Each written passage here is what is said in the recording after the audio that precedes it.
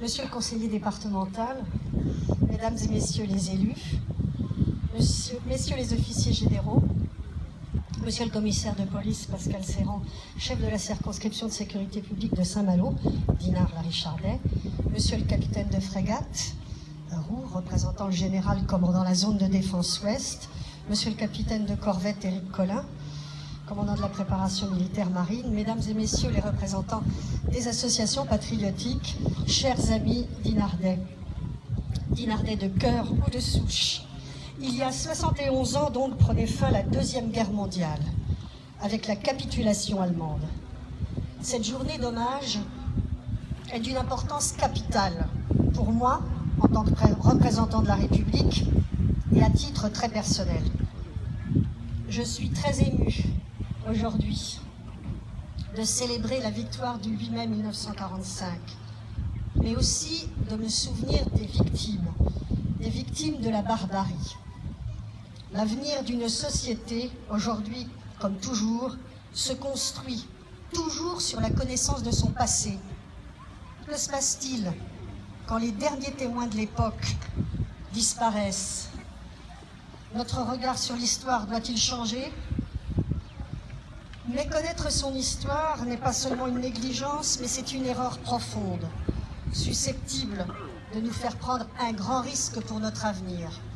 Car depuis la fin de la Deuxième Guerre mondiale, nous avons eu en France deux générations qui ont eu la chance de ne pas connaître ces affres. C'est là, et c'est cela qu'il ne faut pas oublier. Un acquis immense de la construction européenne, développé avec obstination et non sans mal, depuis plusieurs décennies.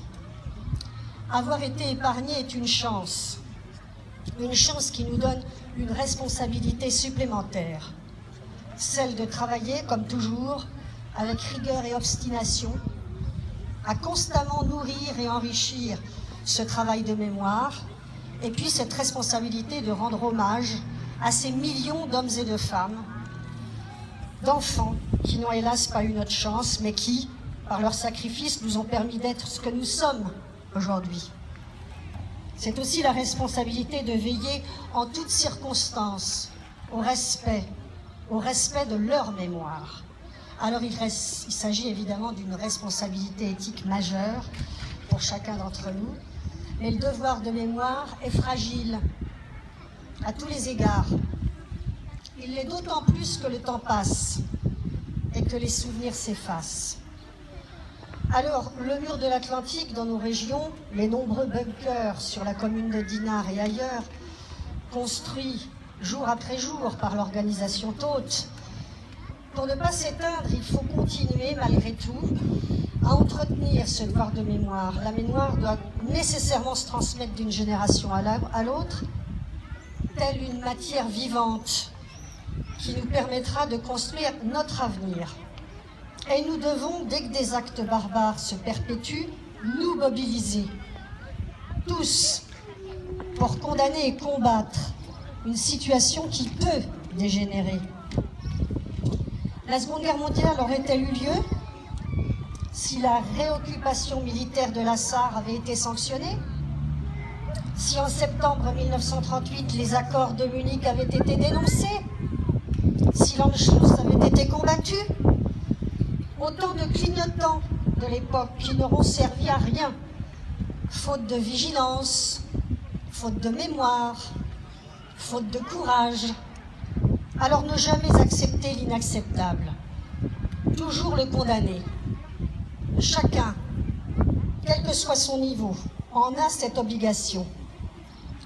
L'ignominie a depuis janvier 2015 encore frappé avec les attentats de novembre, qui ont semé la mort de dizaines de jeunes, ayant pour seul tort aux yeux des barbares d'aimer la vie. Mais les comportements admirables des Français nous ont encore une fois confortés, et les messages de sympathie envoyés du monde entier nous ont apaisés. Alors je veux conclure par un hommage d'espoir, hier comme aujourd'hui, aux femmes et aux hommes qui se lèveront encore et toujours contre la tyrannie et la barbarie. Aucune société ne peut exister sans éthique, sans règles, sans les fondamentaux de sa civilisation. Sans éducation, sans instruction, pas de progrès. L'éducation à nos valeurs de la République passe par la famille et passe par notre école.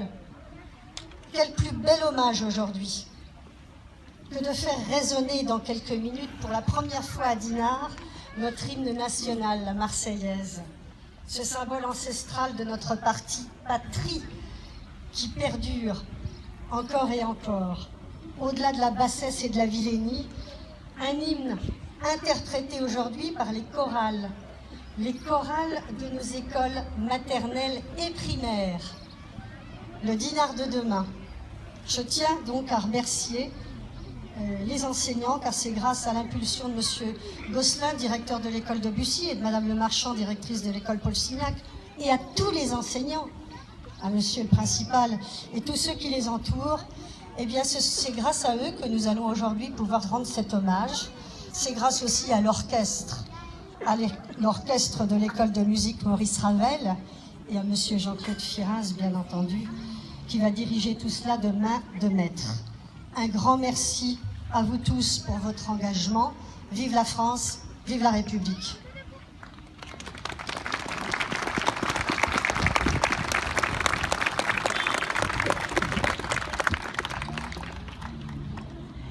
Nous allons maintenant procéder au dépôt des gerbes. Pour les établissements